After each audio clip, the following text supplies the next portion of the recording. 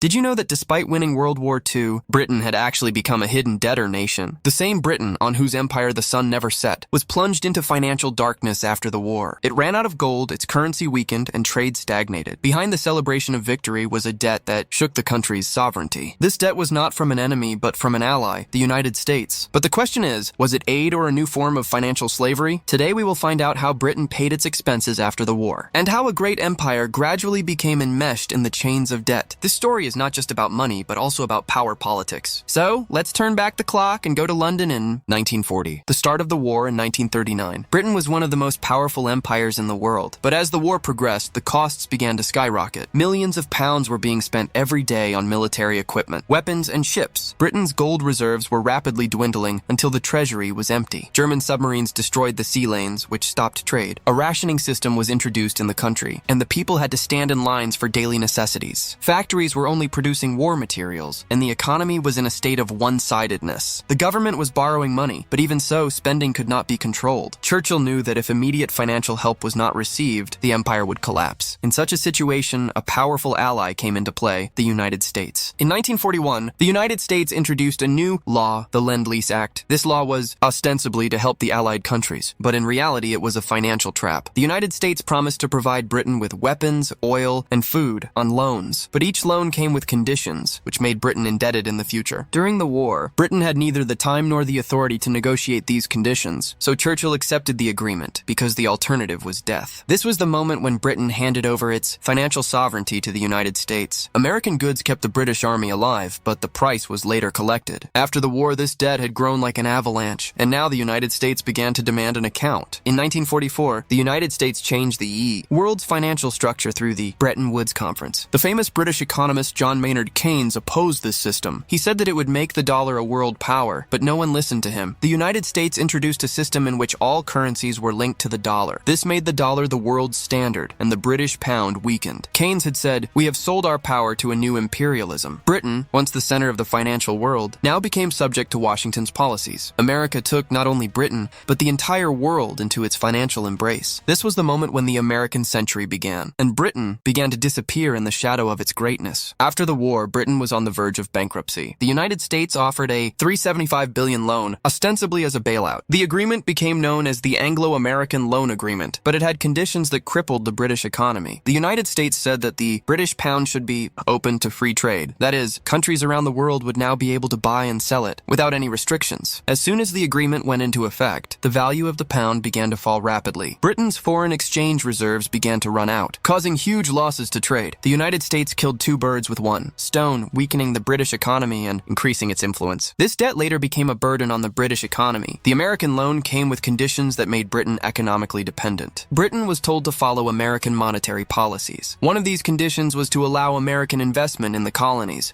As a result, the foundations of the British Empire began to shake. India, Burma, and several colonies in Africa came close to independence. The United States seized the opportunity and presented itself as a world power. For Britain, this was an embarrassing but inevitable compromise. Despite winning the war, it lost politically. This debt was not just financial, it was a chain of influence, a chain that tied Britain's feet for decades. After the war, the people were not happy, but desperate. Food, clothing, and employment were subject to a sub-rationing system. The government raised taxes to reduce costs, which made the people anxious. In the streets, people would ask, "Have we won the war or lost it?" Churchill reassured the nation that the debt was temporary, but time proved him wrong. Every child born was also born with the burden of this debt. It took decades to get the British economy back on track. Public anxiety grew, but the government had no answer. This debt had become not just a financial sum, but a psychological scar, a scar that remained until 2006. Keynes had said, "This debt will not save us. It will bind us." His words proved to be true in the years to come. Keynes tried to negotiate soft terms with the United States, but failed. The American economy was strong. Britain was weak. He said that Britain had sold its soul, and this sentence became history. Keynes died soon after the agreement, heartbroken and disappointed. His disciples later said that the debt was not the price of freedom, but the decline of self-reliance. The United States had enslaved Britain financially. The agreement swallowed up a nation's pride, and Britain was changed forever. In the 1950s, Britain tried to get its economy back on track. Industries reopened, but a lack of capital slowed the pace. The pound continued to depreciate, making imports more expensive. America's fiscal policies held Britain back. Public welfare programs were weakened, as a large portion of revenue was being spent on debt repayments. During this time, America called its loan friendship, but in reality it was the opposite. opposite. It was not help, but a means of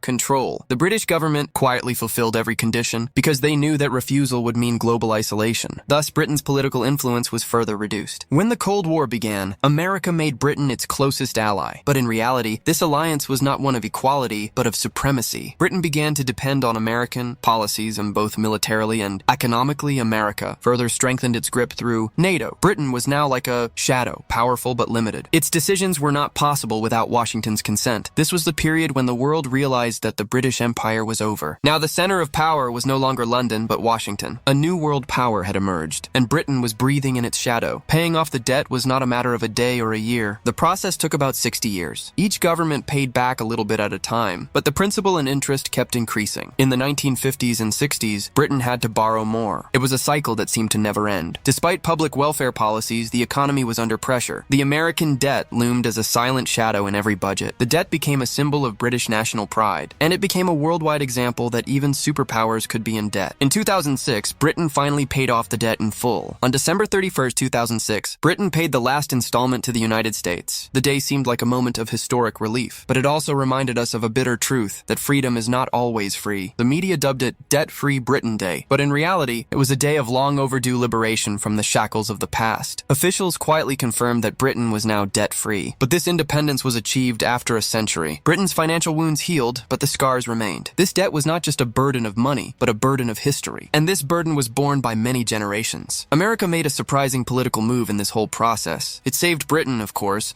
but at the same time it crowned itself as a world power. After the war, the center of the world economy shifted from London to Washington. The dollar replaced the pound. Now the American will prevailed in every international trade. The establishment of the World Bank and the IMF further strengthened America's grip. Britain had to accept the principles of these institutions, that is, institutions that its former ally had created. This was the moment when the world realized that imperial power had changed, and America entered the world into a new era of financial slavery. Historians have two opinions on this event. For some, this debt was a symbol of American generosity, while for others, it was a form of soft imperialism. The famous historian Eric Hobsbawm wrote that this debt was the end of British sovereignty. Other historians have said that America sold influence, not aid. According to British historian Martin Gilbert, Churchill won the war, but lost the economy. The debate continues today whether this relationship was friendship or coercion. But the fact is that for Britain, this debt became the price of freedom. This is the point where history and politics merged, and a new world order began to be born. Britain's financial collapse also shook its colonial system. Debt made it impossible to maintain control over its colonies. One by one, countries in India, Burma, and Africa began to become independent. America increased its investment in these newly independent countries. Thus, the map of world politics began to change. Britain lost an empire and gained a financial responsibility. Colonialism was now replaced by economic dependence. This new system was run not by guns, but by banks. America gained everything that Britain had lost, and the world saw a new definition of imperialism: control through debt. After the war, the political atmosphere in Britain changed. The people voted for the Labour Party instead of Churchill, which brought the slogan of the welfare state. But the burden of debt limited these plans. The government had to balance public welfare with debt repayment. Every budget mentioned the amount going to the United States. The media debated, are we really free? People sneered, we won the war, but we won it by the will of America. Debt slavery became a common slogan at political rallies. This theme became a lesson for every generation. That power is measured not only by guns, but also by the economy. Between 1950 and 1970, Britain launched a new attempt at industrial development, but debt and inflation slowed the pace. Europe received support through the Marshall Plan, but Britain lagged behind. Factory production increased, but profits were low. American influences began to be seen in every sector, from banking to the media. Britain began to adopt the American model in its policies. Some called it progress, others called it slavery. The economy may have recovered, but sovereignty was lost. This was the time when old Britain gave way to new Britain, a Britain that was powerful but not independent. If you look at world politics today, the same system is still in place. The IMF and the World Bank are playing the same role that the US once played with Britain. Loans are still given, but with conditions. These conditions often undermine sovereignty, just like in 1946. Poor countries are repeating the same mistake that Britain made. They think that debt is a means of development, but it is a trap. This story is not just of the past, but of the present, and perhaps of the future. The world is still seeing new forms of debt, slavery. The only question is, have we learned anything from history? The story of Britain teaches us a profound lesson. Power is not always measured by cannons or armies, but by the economy. Even a country that wins a war can lose financially. The US gained global control under the guise of aid. Britain left its greatness behind and sold itself in installments of debt. This story tells us that the financial system is a silent weapon. It subdues nations without war. And this is the most dangerous weapon of the modern era, the economy, which can become both a friend and an enemy, and Britain became its first victim. So now the question is, did Britain really gain independence? Or was that independence just another form of a financial agreement? Was it not defeated despite winning the war? Today, when the world is in debt, are we not all repeating the same mistake? Are powerful nations ever truly free? Or are they simply governed by the will of the merchants of the economy? This question resonates in the heart of every listener, because the story of Britain, in fact, is the story of all of us. History has taught us lessons, but have we learned them? Be sure to tell us in the comments. Do you think debt takes away freedom?